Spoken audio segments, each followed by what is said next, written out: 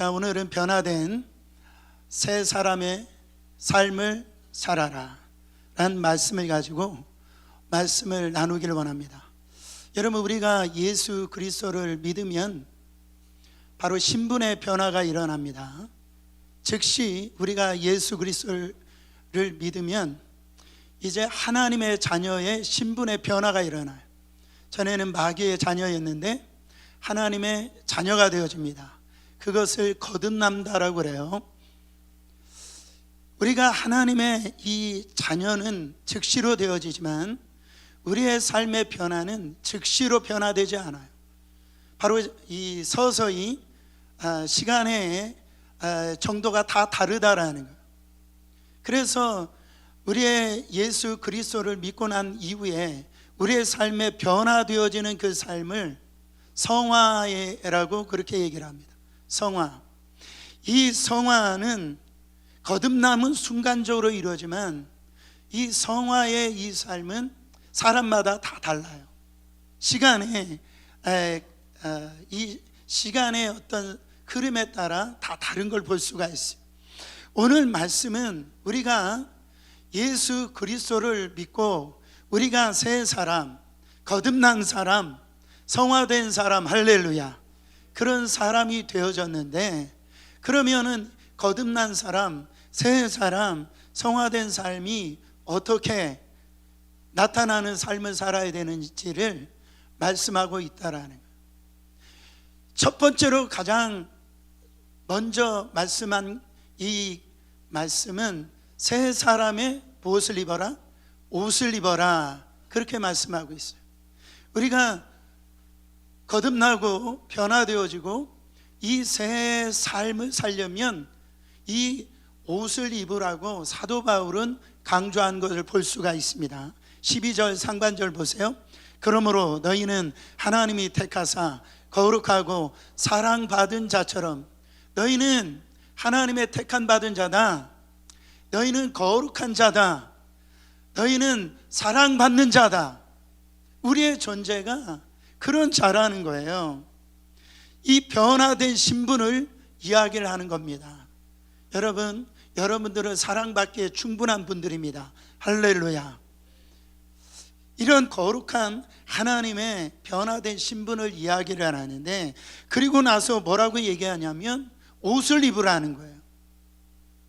이 새 사람 된 우리가 새 사람의 옷을 입어야 된다. 이것을 로마서 13장 14절에는 오직 주 예수 그리스도로 옷 입고 정욕을 위하여 육신의 일을 도모하지 말라. 즉 주 예수 그리스도의 옷을 입는다라는 것은 바로 예수로 사는 삶을 얘기하죠. 예수를 닮은 삶을 얘기를 합니다. 예수가 나타나는 삶을 얘기를 해요. 예수의 인격을 닮아가는 삶, 그것을 말하는데 예수 그리스도의 옷을 입고 그랬어요.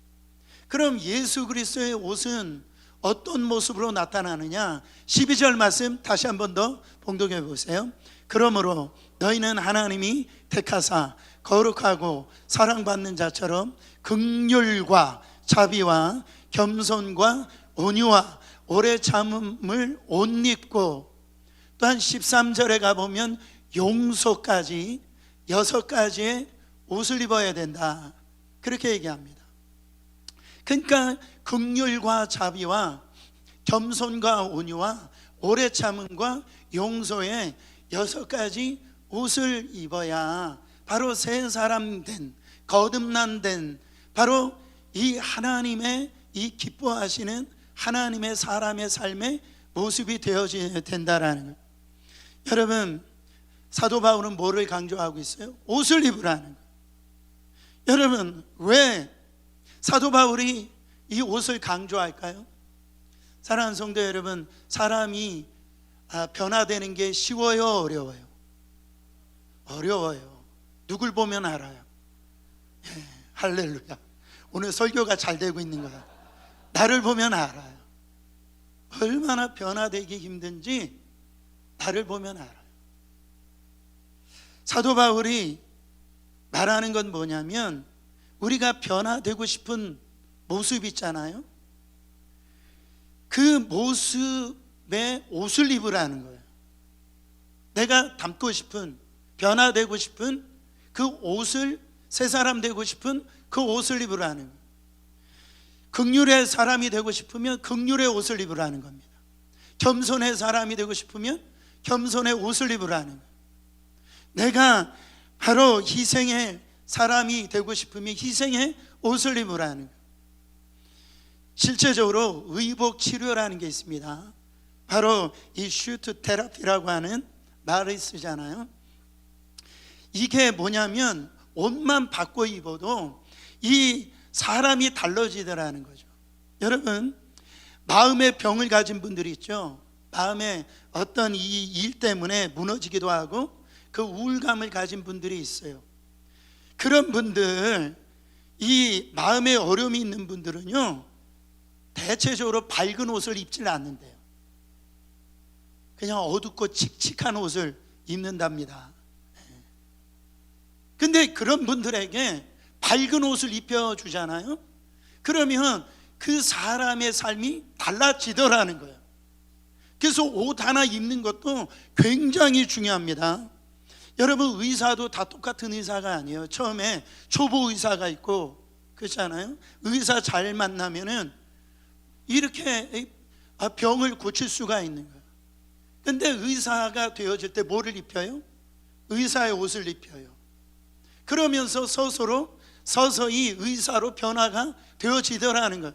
경찰도 마찬가지예요. 처음에는 경찰의 모습이 안 나타나지만 경찰의 이 제복을 딱 입혀놓으니까 이제 그 모습이 되어지면서 그렇게 변화되어지더라는 거예요. 여러분, 목사는 목사 가운이 있어요. 그렇잖아요? 목사 가운을 입으면은 어떻게 되어집니까? 저는 이런 어떤 마켓에 가더라도요, 그냥 옷 입고 가지 않아요. 가운 입고 간다는 게 아니라, 왜냐하면 이 목사의 모습으로서 보여지는 게 있는 거예요. 그렇잖아요. 그러다 보면은 목사다워지고 목사의 삶을 감당을 하더라는 거예요. 여러분, 기독교 역사상 최고의 변증가라고 하는 이 C.S. 루이스라고 하는 굉장히 탁월한 변증가가 있습니다. 제가 요즘에 이 C.S. 루이스 이분의 이 책을 다시 읽게 되어졌는데 굉장히 어려워요. 이해하기가 힘듭니다. 이 C.S. 루이스가 나니아 연대기라든지 뭐 이런 많은 소설도 쓰고 그랬는데, 거기에 순전한 기독교라고 하는 굉장히 놀라운 책이 있어요. 근데 그 책 중에 챕터 4에 가보면은 가장합시다라고 하는 단어, 이 챕터가 있습니다. 가장합시다. 여기 내용이 어떤 내용이 나오냐면, 자기 인생의 얼굴을 보는데 못생긴 얼굴이 한 인물이 나옵니다. 그것 때문에 굉장히 괴로워하고 절망을 가져요. 이 사람이 뭐를 했냐면 얼굴 잘생긴 그 마스크를 그 얼굴에 씌워요. 그렇게 몇 년을 살았냐면 10년을 살았어요. 그 10년을 살고 마스크를 벗어봤더니 그 마스크에 잘생긴 얼굴이 되어졌더라는 거예요. 저는 오늘 이거 설교 조심해야 되는데 혹시 여러분 마스크 살까봐 가장합시다. 그 마스크를 썼더니 그런 모습이 닮게 되어졌다라는 거죠. 여러분, 내가 지금 이 C.S. 루이스가 어떤 말을 하고 있냐면, 우리가 예수 그리스도를 믿음으로 말미암아 이 의인이 되잖아요. 의인이 되어지는 그 순간 우리가 의인된 삶을 삽니까? 의인된 삶을 살아야 되는데 삼지를 못하더라는 거예요. 우리는 우리 스스로가 의인이 아니에요. 그러나 우리를 증의, 의롭다라고 하나님이 여겨주셨는데, 어떤 사람에게 예수 그리스도의 옷을 입은 사람, 나는 의가 없는데 예수 그리스도의 그 의를 보고 나를 의롭게 여겨주셨다라는 거예요. 그러므로 말미암아 우리의 삶에 예수 그리스도의 증의의 옷을 입고 우리가 살아가 보면 우리의 삶이 변화가 일어난다라는 거예요. 여러분, 우리들 가운데 아까 동영상도 봤지만은 습관적인 이 폭언하는 분이 있어요. 말이 거친 분들이 있어요. 그래가지고 그 얼굴을 보면 늘 그냥 화가 나 있는 모습이죠. 그래가지고 나 건드리지 말라라는 거예요. 여러분, 그 성격 갖고 계속 살고 싶지 않으시죠? 여러분, 변화되어야 될 거 아니에요? 그러면은 내가 변화된 모습을 보고 그렇게 행동을 해보라는 거예요. 좀 낯뜨걸 줄라도 미국에 오니까 막 문을 열어주더라고요.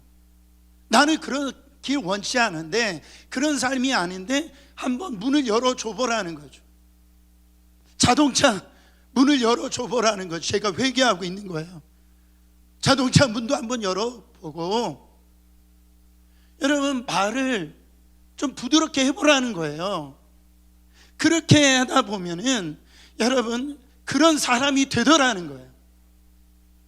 변화가 우리가 원치는 않지만 이 변화가 이 한순간에 되지 않지만 성경적인 원리대로 한번 해보자는 거예요. 옷을 한번 입어보자는 거예요. 옷을, 어떤 옷을 입고 싶으세요? 세상 사람들은 이런 브랜드 옷 있잖아요. 뭐 이런 이름 있는 브랜드 옷을 입고 싶잖아요. 우리는 예수 그리스도의 이런 인격의 열매의 그 옷을 좀 입기를 축원합니다. 그러면 서서히 우리의 삶이 변화가 일어나다라는 거죠. 여러분, 그래서 그리스도의 그 옷을 입는다라고 할 때 오늘 6가지가 이렇게 나오는데요, 그 쌍으로 한번 제가 살펴보기를 원합니다. 첫 번째, 두 번째 나오는 게 뭡니까? 긍휼과 자비예요. 첫 번째, 이 긍휼을 한번 보세요. 12절 말씀 다시 한번 더 봉독합니다. 그러므로 너희는 하나님의 택하사 거룩하고 사랑받은 자처럼 긍휼과 자비와 겸손과 온유와 오래 참음을 옷 입고, 13절에는 용서까지 나오는데, 여기에서 이 긍휼이라고 하는 단어는 이 스플랑크 니조마이라고 하는 단어를 쓰는데, 불쌍히 여김이 긍휼이에요.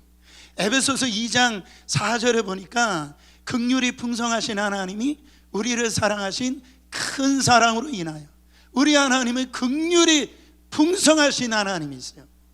그 우리를 바라보실 때 긍휼하신 눈으로 바라보세요. 불쌍히 여겨주신다라는. 여러분, 예수님의 속성이 뭐예요? 불쌍히 여겨주시는 분이 우리 예수님이시라고요. 그럼 자비라고 하는 건 뭐냐면, 이 긍휼이 불쌍히 여겨주는 그런 마음이라고 한다면 그 긍휼한 그 마음이 행동으로 나타나는 게 자비예요. 여러분, 이 자비를 영어 성경을 보니까 kindness라고 그랬어요. 친절함이라고 표현하고 있습니다. 그러니까 저 사람을 바라보는데 불쌍한 마음이 생기는데, 그 불쌍한 마음을 가지고 내가 그 행동을 하는 것, 그것이 바로 자비로 나타난다라는 거예요. 여러분, 이게 성경에 가장 크게 나타나는 본문이 뭐냐면은 선한 사마리아 본문입니다. 여러분, 한 그 강도에 맞아가지고 거의 죽게 되어졌어요. 근데 거기에 제사장도 보게 되어집니다. 레위인도 보는데 긍휼한 마음이 없는 거예요. 그래서 그냥 지나쳐 버려요. 근데 선한 사마리아라고 하면은 사람 취급을 못 받고요, 좀 왕따 당하고 뭔가 이 괴로운 그런 사람인데, 그 사람이 선하다, 예수 그리스도를 믿는 사람이다. 그 사람이, 그 불쌍히 여겨준 그 사람이, 그래가지고 그 마음만 가지고 있는 것이 아니라 행동을 하잖아요. 응급처치를 하잖아요. 그 여관으로 데려가가지고 그 사람을 케어하잖아요. 그 2데나리온을 주면서 이제 그 여관 주인에게 얘기를 합니다. 혹시라도 돈이 더 들면은 내가 다시 올 테니까, 줄 테니까 이 강도 만난 자를 돌봐달라고 부탁을 하는 거예요. 여러분, 이것이 자비라고요. 불쌍히 여기는 긍휼한 마음이 있는 이 마음을 가지고 내 삶으로 그 마음을 드러내는 행동이 있는 이 모습들이 자비의 모습이라는 거예요. 여러분, 우리도 어떻게 살아야 되겠어요? 우리 마음에 항상 예수의 마음을 품는 겁니다. 여러분, 우리가 주님을 믿을 때 예수의 마음이 생겨요. 근데 왜 품으라고 그럴까요? 사라지니까 그런 거예요. 그 마음을 계속, 긍휼의 마음을 품으면 어떤 현상이 나오냐면 자비로운 행동이 나타나는 거예요. 저는 오늘 저와 여러분들이 그런 기도를 했으면 좋겠어요. 하나님 아버지, 저에게 자비와 긍휼의 마음을 주시옵소서. 하나님, 저의 삶 속에 자비와 긍휼의 옷을 입혀 주옵소서. 그래서 변화되어져서 바로 하나님 앞에 긍휼과 자비가 있는, 믿음이 있는 신실한 종들이 되시기를 축원합니다. 그 다음에 겸손과 온유가 나와요.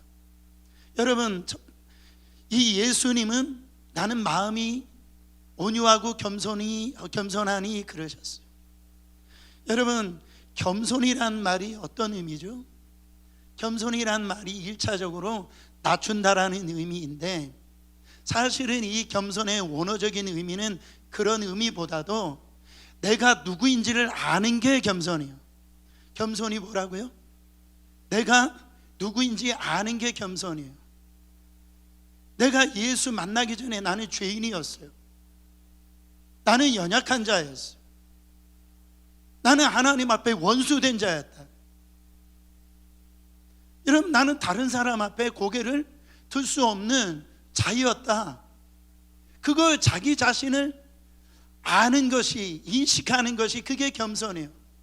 그러니까 누구의 도움이 없이는 살 수 없다, 하나님의 도우심이 없이 살 수 없다라고 인정하는 것이 겸손이에요. 그래서 크신 모든 능력은 누구에게 있으니? 하나님 앞에 있으니 내 삶을 온전히 그분에게 의지하는 것, 그게 겸손이라고요. 근데 우리 얼마나 교만합니까? 내 힘으로 살 수 있다라고 생각하잖아요. 내 능력으로 살 수 있다라고 하잖아요. 내가 착하다라고 생각하잖아요. 내가 의롭다라고 생각하잖아요.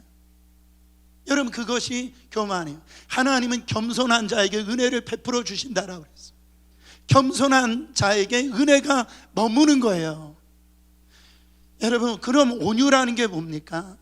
온유라고 하는 것은 내가 힘이 있는데 이 힘을 사용하는데 목적대로, 사명대로 사용하는 것이, 그게 온유예요. 그래서 위어스비 목사님은 이것을, 온유를 어떻게 표현하냐면 컨트롤 파워라고 그랬어요. 그러니까 이런 이 통제된 힘이다, 이렇게 얘기를 하는 거예요. 보세요. 그러니까 길들여진다, 그런 말을 쓰는데, 그러니까 이런 그 말들 있잖아요. 그 야생마를 갖다가, 야생마가 얼마나 힘이 있습니까?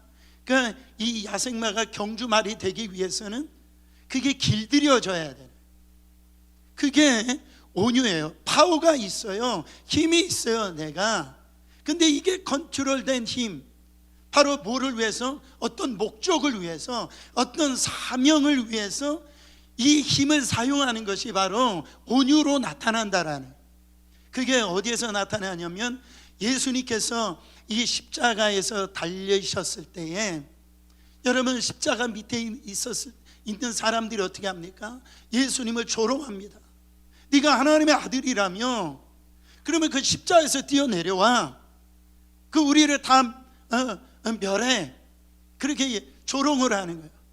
그때 예수님이 십자가에서 내려오실 수 있는 힘이 있어요, 없어요? 예수님은 지금도 명해서 이 천사들 12군단을 가지고 내려와서 다 죽일 수 있는 분이 있어요. 그런 힘이 있어요. 그러나 컨트롤된 힘, 무엇 때문에? 하나님이 나를 이곳에 보내주신 그 목적, 그 사명 때문에 십자가에서 그렇게 아무 소리 하지 아니하고 십자가에서 달려 돌아가신 거예요. 이게 온유라는 거예요.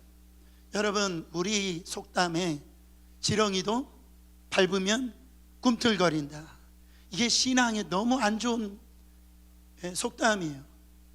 여러분, 혹시 그런 분들이 있어요? 지금 발표도 우리가 하나님께 맡기는 삶을 살아야 되는데, 여러분들이 혹시 사람들 앞에 밟힘을 당하고 있는 분이 있는지 모르겠어요. 그냥 헐뜯고 모함당하고 이렇게 비난하는 사람들이 있을지 모르겠습니다. 그래가지고 억울해가지고 참지 못해가지고 밤에 잠을 못 자가지고 막 분이 일어나가지고 밤새껏 또 우는 분이 있을지 모르겠어요. 없기를 바랍니다. 여러분, 예수님의 이 온유를 배우길 원해요. 바로 우리가 얼마나 이게 원수 갚으려고 하는지 몰라요. 얼마나 보복하려고 하는지 몰라요. 저는요, 지금 이 선거 기간인데 우리 조국도 저는 그런 기도를 합니다. 하나님, 이런 어떤 힘을 가졌으면 보복하는 일이 없게 해달라고.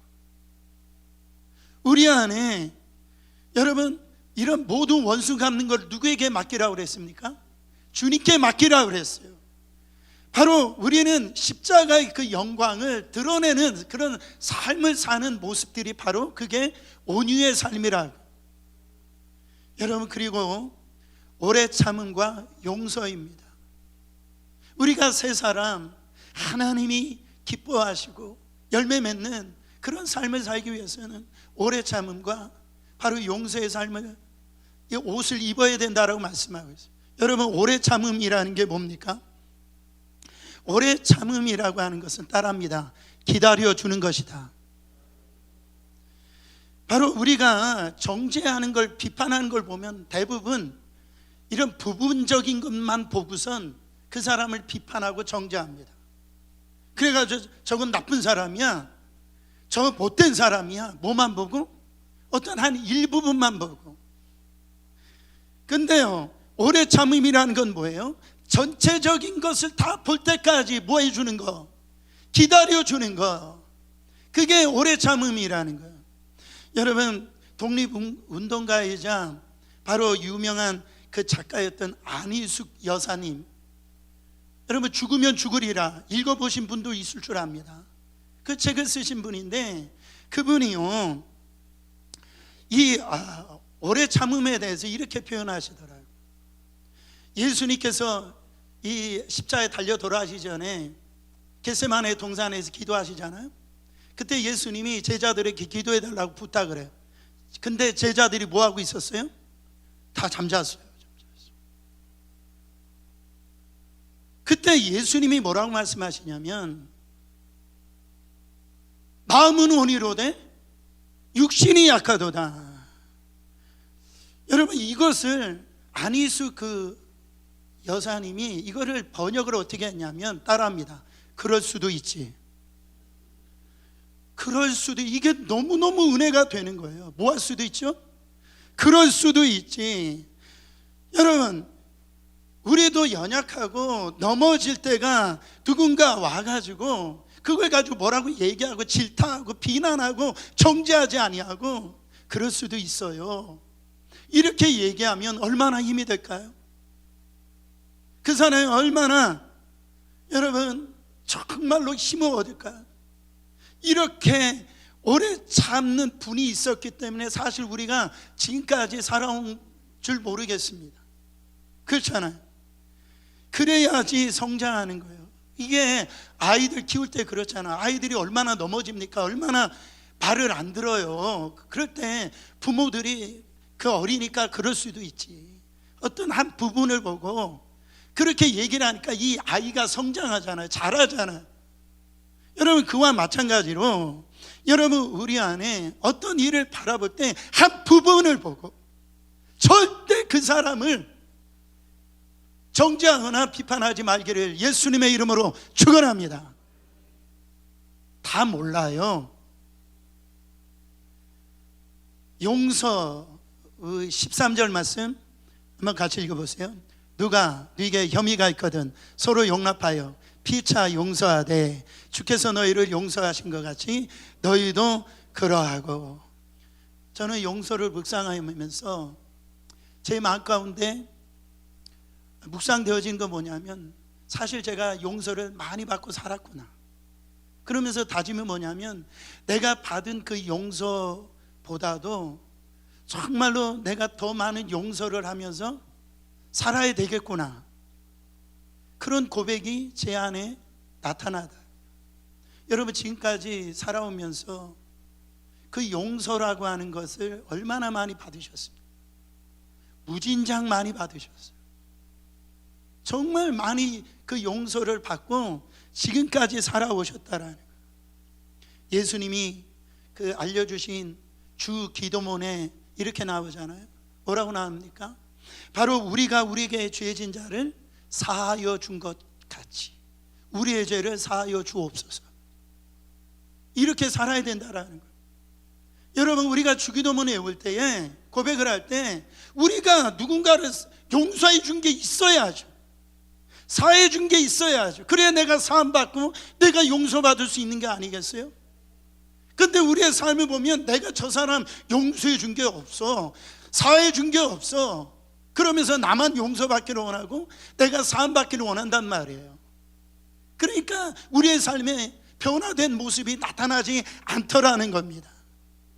여러분, 1만 달란트 그 빚진 자가 탕감을 받았잖아요. 근데 100데나리온, 비교할 수 없는 그 데나리온을 그 빚진 자를 갖다 용서하지 못하니까 이 주님의 심판을 받잖아요. 저는 여러분들 안에 어떠한 거, 억울한 거, 어떤 상처가 저 사람으로부터 내가 받았다 할지라도, 사랑하는 성도 여러분, 오늘 이 용서의 열매가 맺혀지시기를 예수 그리스도 이름으로 축원합니다.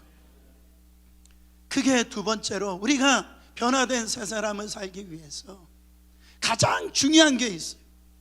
그게 뭐냐면, 이 모든 것 위에 뭐를 더해라?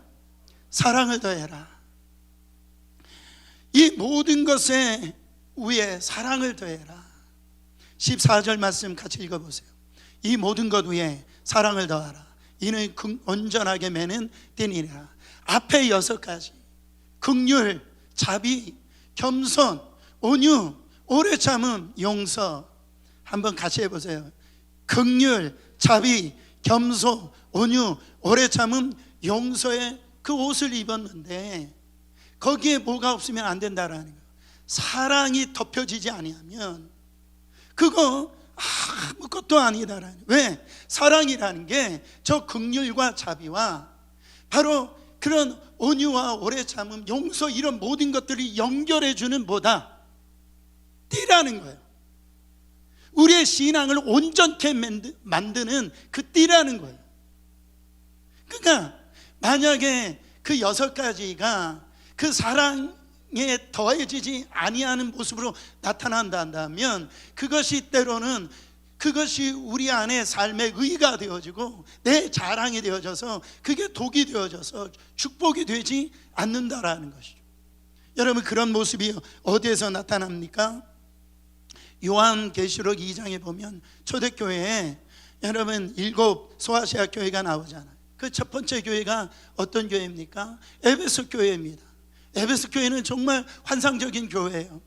그 에베소 교회에 우리 주님이 단 한 가지로 책망하셨다고요. 여러분, 요한계시록 2장 1절부터 4절 말씀, 우리 주님이 뭐라고 말씀하시는지 잘 한번 봉독하시면서 말씀을 읽겠습니다. 에베소 교회 사자에게 편지하라. 오른손에 있는 7별을 붙잡고 7 근촛대 사이를 거느리시는 이가 이르시되, 내가 내 행위와 수고와 내 인내를 알고 또 악한 자들을 용납하지 아니한 것과 자칭 사도라 내 아닌 자들을 시험하여 그의 거짓된 것을 네가 드러낸 것과 또 내가 참고 내 이름을 위하여 견디고 게으르지 아니한 것을 아노라. 그러나 너를 책망할 것이 있나니 너의 처음 사랑을 버렸느니라. 이 에베소 교회는요, 그 당시에 로마의 이런 이 압제 가운데 있으면서도 뭐를 지켰어요? 믿음을 지켰어요. 고난이 오는데, 핍박이 오는데 믿음을 지켜버렸다고요. 근데 하나님 앞에 또 헌신하는데 게으르지 않게 헌신을 했어요. 또 이단들이 얼마나 이 공격을 하는지 그 앞에도 미혹당하지 아니하는 그런 놀라운 교회였어요.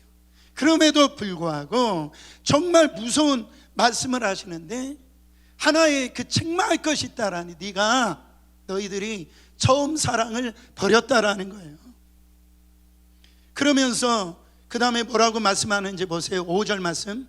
그러므로 어디서 떨어졌는지를 생각하고 회개하여 처음 행위를 가지라. 만일 그리하지 아니하고 회개하지 아니하면 내가 내게 가서 내 촛대를 그 자리에서 옮기리라. 가끔씩 그런 분들이 있어요. 목사님, 교회는 무너지지 않죠? 교회는 사라지지 않죠? 여러분, 교회가 무너집니까? 사라집니까? 안 사라집니까? 교회 무너집니다. 사라진다고요. 여러분, 터키에 성지순례 갔다 오신 분들이 있는지 모르겠지만 지금 거기에 소아시아 이 성경에 나왔던 7교회가 거기에 나와 있는데 지금 터밖에 남아있지 않아요. 그 터도 진짜 터인지 몰라요. 거기서 상업적으로 돈 벌기 위해서 그냥 거기다 이 교회를 지어놓고 그게 진짜인지 가짜인지 모르게 교회가 무너져 버려 있다라는 거예요. 사랑하는 성도 여러분, 저는요, 뭐가 없으면 그 안에 사랑이 더해지지 아니하면 이런 일들이 일어날 수가 있다라는 이 말씀을 들으면서 여러분 혹시 생각나는 말씀이 없습니까? 저는 말씀을 준비하면서 고린도전서 우리가 잘 아는 13장 말씀이 생각나더라고요. 여러분, 고린도전서 13장 1절부터 3절에 바울이 사랑에 대해서 이렇게 얘기합니다.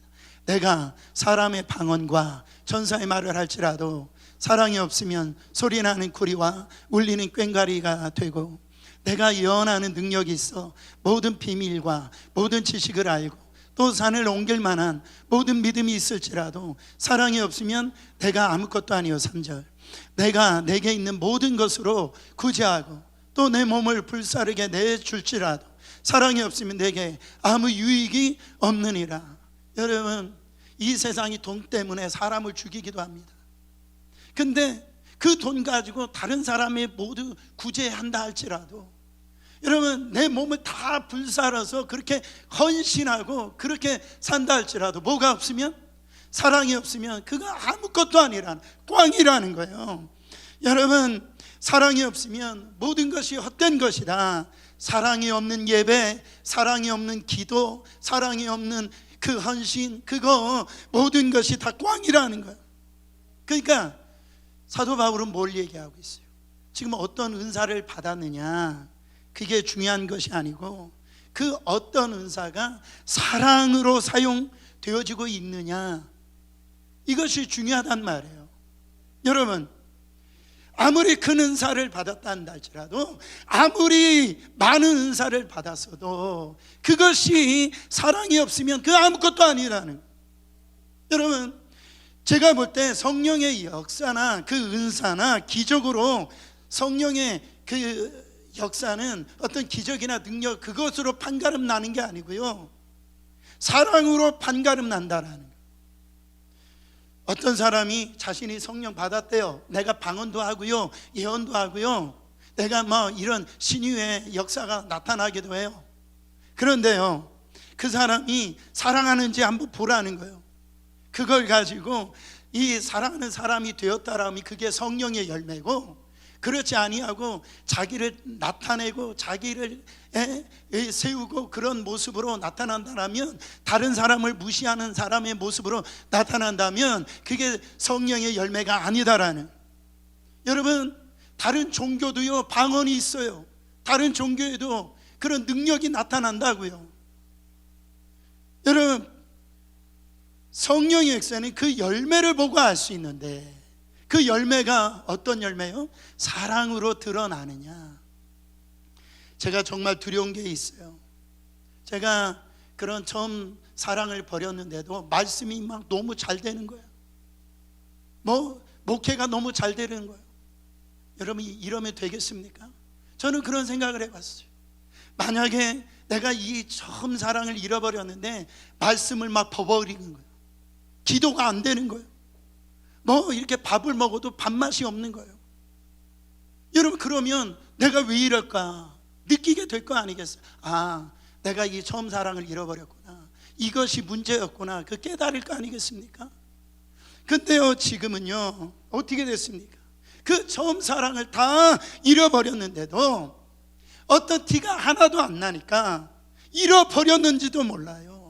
그러면서 신앙생활을 하고 있다라는 겁니다. 얼마나 이게 무서운 얘기입니까? 여러분, 에베소 교회를 향하여 주님이 뭐라고 하셨는데 다시 한 번 더 보세요. 5절 말씀. 그러므로 어디서 떨어졌는지를 생각하고 회개하여 처음 행위를 가지라. 여러분 보세요. 처음 행위를 가지라. 만약에 그것을 잃어버렸다 그러면 처음 첫사랑을 회복해라, 뭐 처음 사랑을 다시 가져라, 그래 맞지만은 예수님이 뭐라고 하셨어요? 처음 뭐를 가져라? 행위를 가져라. 이게 어떤 말이냐? 사도 바울이 이 처음 사랑을 얘기를 할 때 이것을 사랑이라는 게 명사가 아니고 동사다, 이 표현을 하고 있는 거예요. 자, 따라합니다. 사랑은 명사가 아니고 동사다.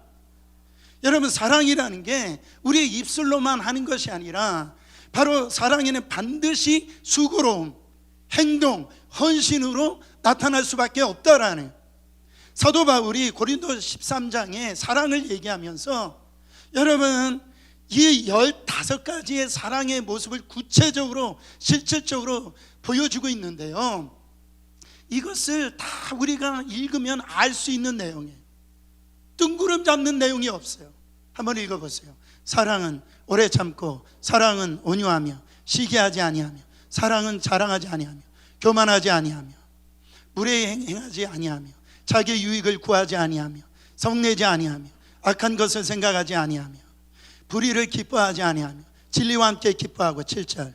모든 것을 참으며, 모든 것을 믿으며, 모든 것을 바라며, 모든 것을 견디느니라. 여러분, 이 문학적인 이 표현을 볼 때 뭔가 뜬구름 잡는 말이 없어요. 다 동사예요. 우리가 이 구체적으로 실제적으로 행해야 되는 그런 모습들로 나타나더라는 거예요. 사랑하는 성도 여러분, 우리 안에 이 사랑은 동사구나, 사랑은 실천이구나, 그런 면에서 내가 지금 욕먹을 짓을 지금 하고 살고 있구나, 내가 이 입술로만 사랑하고 그런 삶을 살고 있구나, 이런 깨달음이 우리 가운데 있기를 원합니다. 제가 한국에서 어떤 그 뉴스를 들었는데 그런 일이 있었더라고요. 한 여자분인데 이 회사 출근이 늦었나 봐요. 그래가지고선 이렇게 버스를 이렇게 탔는데 이 교통카드가 안 되는 거예요. 그러니까 이 여자분이 막 당황해가지고 어쩔 줄 모르는 거예요. 그때 그 운전하시는 그 기사분이 아가씨 그냥 들어가서 앉으세요, 그런 거예요.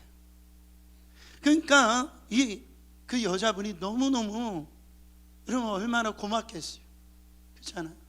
근데 며칠 지나고 난 다음에 그 운전기사 아저씨가 다니고 있는 그 회사에 음료수 박스가 왔대요. 자, 제가 질문하겠습니다. 그 음료수 박스 누가 보냈을까요? 1번 천사, 2번 그 여자분. 할렐루야. 그 여자분이 너무 고마워서, 감사해서 그거를 보낸 거예요. 여러분, 제가 기사를 보면서 제일 먼저 생각 드는 것이 뭐냐면은, 제가 목회자라서 그런 생각이 들었는 것 같아요. 혹시 그 음료수가 무슨 음료수일까? 그 회사 어떤 회사일까? 그런 생각했겠어요? 제가 딱 드는 생각이 어떤 생각이냐, 저 사람 예수 믿을까? 저분 진짜 집사님 아닐까? 장로님 아닐까? 할렐루야. 저 우리 교인이었으면 좋겠다. 여러분, 우리가 생각할 때 세상에서 빛으로, 하나님이 빛으로 너는 소금으로 살아라 할 때 우리는 대단히 거창하게 생각합니다. 우리의 삶에서 그거는 어떤 사람이나 하는 것이지 나 같은 사람 그렇게 살 수 없어, 그렇게 생각하는데 그런 게 아니다라는 거예요. 이렇게 그 여자의 그냥 자리에 가서 앉으라고 하는 이 말 한마디의 그 행동, 그 사랑이 더해질 때에 그 안에 놀라운 일이 일어난다라는 거예요. 오늘 주보를 자세히 보신 분들은 알지 모르겠어요. 오늘 이 예배 순서에 뭔가 하나 달라진 게 있어요. 컨닝하셔도 됩니다. 여러분, 뭐가 마지막에 하나 달라진 게 있어요. 마지막 그 문구가 하나가 있죠. 그 마지막 문구가 있죠. 그게 뭐예요? 진정한 예배 후에 진정한 예배가 시작됩니다. 할렐루야. 우리 진정한 예배를 드리고 있어요. 할렐루야. 근데 진정한 예배는 진정한 예배 후에 시작되어진다는, 할렐루야. 제가 원래 이 말을 많이 사용했는데 말씀 준비하는데 이 단어가 생각나. 그래서 제가 정창복 목사님한테 그거를 넣으라고 그랬어요. 사랑하는 성도 여러분, 우리 한국 교인들은요, 술 마시고 담배 피는 거는 뭔가 대단히 큰 죄를 짓는 줄 알아요. 그래서 예수 믿으면 그런 행동을 하지 말아야 된다고 생각합니다. 여러분, 예배 드리는데 지금 술병 가지고 오신 분은 없잖아요, 그렇죠? 그런데도요, 다른 사람을 미워하고 정죄하고 그렇게 어떤 커피 한 잔 놓고도 이렇게 기도하고 먹는 우리의 모습 아닙니까? 근데 다른 사람 미워하는 거 아무렇지 않게 생각을 해요. 예수님이 뭐라고 했습니까? 예배 드리다가 원망 당할 일이 생각나거든. 다른 것도 아니에요. 저 사람에게 내가 행동한 게 원망 당할 일이 생각나거든. 그거 먼저 해결하고 예배 드리라고 그랬어요. 사랑하는 성도 여러분, 저는요, 목사님 그럴 수도 있는 거 아니에요? 화낼 수도 있는 거 아니에요? 그 정도는 할 수 있는 거 아니에요? 너무나 확신에 차가지고 그렇게 그냥 제 눈을 똑바로 쳐다보며 간증하듯이 믿는 분이 있어요. 왜 그런 믿음만 갖냐고요. 예수 그리스도가 내 안에서 그 옷을 입으면 내가 그 사람을 용서할 수 있고 사랑할 수 있고 참아줄 수 있는 그런 사람이 될 수 있다라고 하는 것을 믿으면 여러분, 우리의 삶에 어떤 일이 일어날까요? 놀라운 변화가 일어날 겁니다. 말씀을 마치면서 하나의 사진을 보여드리기 원합니다. 한 번쯤 보셨을 사진이에요. 이 발레리나 강수진 씨라고 아주 유명하신 분이잖아요. 그분의 발입니다. 거기에 타이틀이 세상에서 가장 아름다운 발. 여러분, 이 발을 보고 보기만 해도 흉측하잖아요. 근데 이 발이 세상에서 가장 아름다운 발이래요. 여러분, 어떻게 해서 이게 세상에서 가장 아름다운 발일까요? 저는 이 모습을 보고 정말 프로는 프로구나, 그런 생각을 가졌어요. 어떤 하나의 목적을 이루기 위해서 자기가 정말로 최선을 다해가지고 저렇게 이 헌신하는, 그런 수고하는 이런 발을 통하여서 그렇게 놀라운 일을 이루게 되어졌다라는 거예요. 여러분, 이 프로하고 이런 아마추어는 다릅니다. 프로는 아름답다, 이런 거예요. 프로는 조건 따지지 않아요. 상황 따지지 않습니다. 나는 목사님 초신자이니까. 우리는 하나님 나라의 프로가 되기를 원합니다. 어떤 이것 때문에 나는 못해요, 저것 때문에 나는 이럴 수밖에 없어요. 마귀에게 다 속는 거예요. 그러니까 아름다운 작품이 나타나지 않는 거예요. 우리의 삶 가운데 기적이 일어나지 않는 거예요. 나는 왜 그렇게 예수님처럼 살 수 없을까? 나는 왜 바울처럼, 그렇게 베드로처럼 살 수 없을까? 왜 우리 가정은 그렇게 변화되지 못할까? 여러분, 하나님께서 오늘 우리 안에 변화된 이 세 사람의 옷을 입고 우리 안에 긍휼과 자비와 겸손과 온유와 오래 참음과 그 용서의 옷에 이 사랑을 더하여서 정말 여러분의 가정마다 하나님의 놀라운 새로운 역사가 일어나기를 예수 그리스도 이름으로 축원합니다.